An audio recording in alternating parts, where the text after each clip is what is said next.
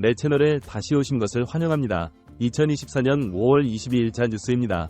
오늘 갑자기 한국 축구 대표팀 감독으로 조제 무리뉴 감독의 이름이 화제에 올랐습니다. 일부 언론에서 이영표 크보스 축구 해설위원의 발언을 다시 소개했기 때문입니다. 축구 협회가 김도훈 임시 감독을 선임하면서 완전히 새로운 관점에서 감독을 구하고 있다라면서 유럽리그가 마무리되면 본격적으로 협상이 이루어질 것이다라고 발언한 이유도 있습니다. 축구협회가 직접 유럽리그에서 활약하고 있는 급이라고 표현하면서 이영표 해설위원의 발언이 주목받았습니다. 이영표 해설위원은 사회자의 질문에 대해 나중에 들으면 깜짝 놀랄 파격적인 감독이 물망에 오르고 있다 때가 되면 이야기하겠다 말했습니다. 사회자가 리버풀의 위르겐 클롭 감독 수준의 사령탑이 묻자 이영표는 그렇다고 본다라고 대답했습니다. 실제 위르겐 클롭 감독 수준의 사령탑이 평가받는 지도자는 몇 되지 않습니다. 이영표 위원이 누구를 상정하고 클럽이라고 했는지 알 수는 없는 상황에 갑자기 한국 언론에 전 토트넘 감독 조제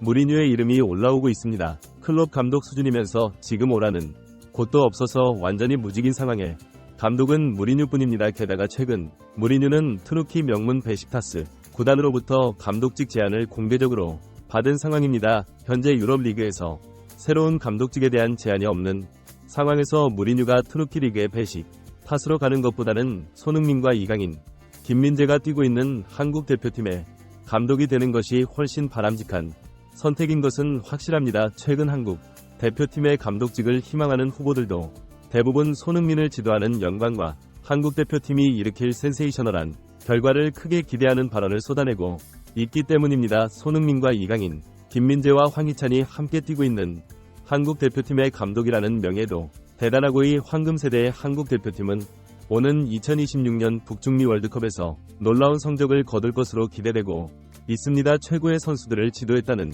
경력과 함께 성과가 난다면 지도력을 인정받을 수 있는 기회이기 때문입니다. 연봉은 세계적인 감독이라면 충분히 감당할 수 있을 것으로 기대합니다.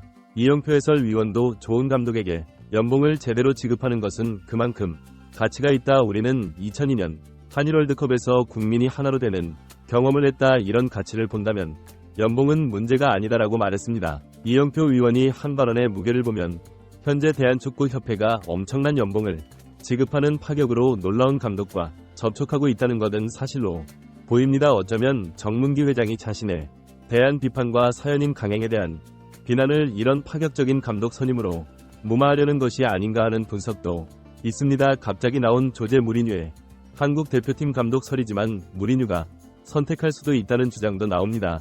실제 무리뉴는 한국 선수에 대한 호평을 많이 쏟아낸 것으로 알려져 있습니다. 첼시를 처음 맡았을 때에는 박지성을 영입하고 싶었다는 발언을 하기도 했으며 수완지의 기성용에 대해서는 팀의 핵심 선수이다고 언급하기도 했습니다. 수원과의 친선 경기에서는 차범근에 아주 공손하게 고개를 숙이며 악수를 청한 모습으로 화제가 되었습니다. 토트넘 부임 이후에는 손흥민에 대한 극찬을 아끼지 않았습니다. 특히 벌리전 80m 원더 골 이후에 박지성과 손흥민을 예를 들면서 한국인들은 배우기를 좋아하고 겸손해하는 문화를 가지고 있어서 코칭하기 너무 쉽다. 박지성과 함께했던 허거슨 감독의 심정을 이제 알 것 같다라는 발언을 했습니다. 또한 손흥민의 아버지 손흥정은 직접 만난 후 손흥민의 겸손한 태도가 어디에서 왔는지 그 이유를 알았다고 말했습니다.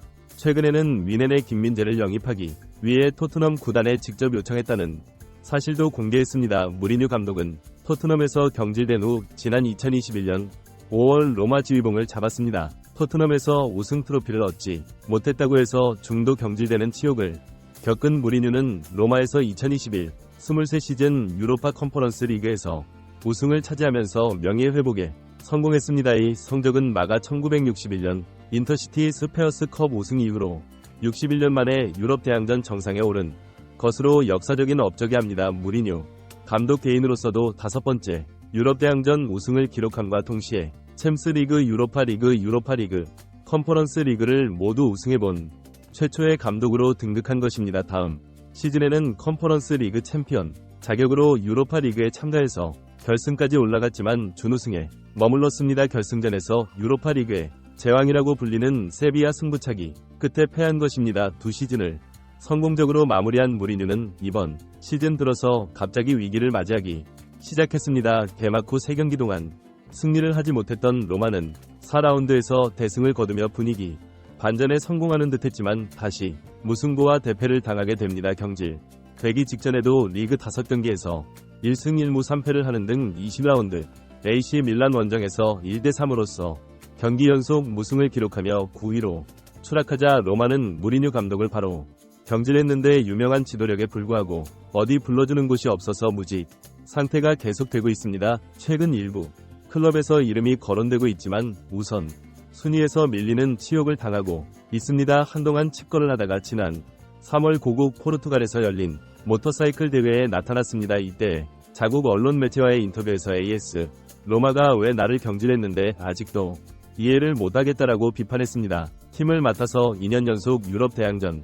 결승전까지 진출시킨 감독이 왜 경질되는 도무지 이해하기 어렵다. 너무나 이상하다고 주장했습니다. 일부 언론에서는 무리뉴의 지도력과 카리스마를 이제 누구도 반가워하지 않는다. 심판과 너무 자주 싸우고 선수들에게도 대놓고 쓴소리를 한다.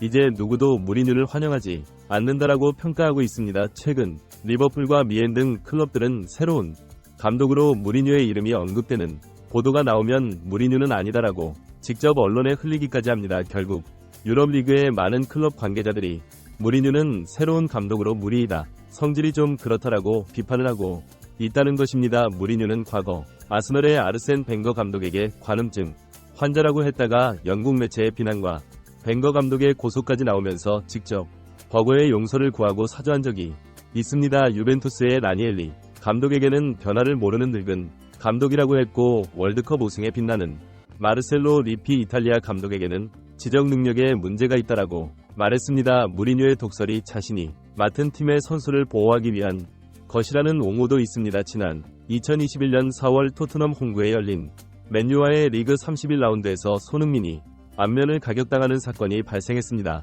전반 31분경 맨유의 카바니에 선제골이 터졌으나 직전 상황에 맥토미니가 손흥민의 안면을 가격한 것이 파울로 인정되어 골이 취소되었습니다. 당시 맨유 팬들이 손흥민에게 인종차별적인 폭언 테러를 가했고 솔샤르 감독은 손흥민이네 아들이면 밥도 안 먹였을 거라고 비난했습니다. 이 말은 들은 무리뉴가 손흥민은 샤를보다 나은 아버지를 두어 정말 운이 좋다라는 일침을 날렸습니다. 현재 무리뉴는 르키 베식타스 노골적인 영입 제안을 받고 있습니다. 최근 베식타스 부회장인 후세인 유셀 유엔 한 달 전 이스탄불에서 무리뉴 감독과 만났다. 우리의 제안을 진지하게 생각해 보겠다고 했는데 바로 연락이 왔다.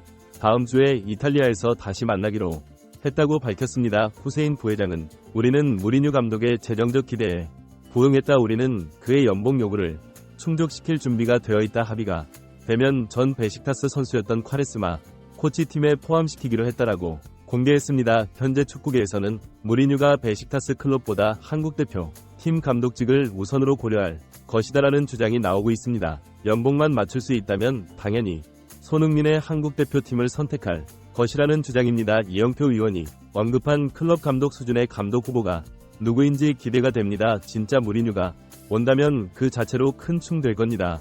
손흥민과 무리의 만남 다시 이루어질까요?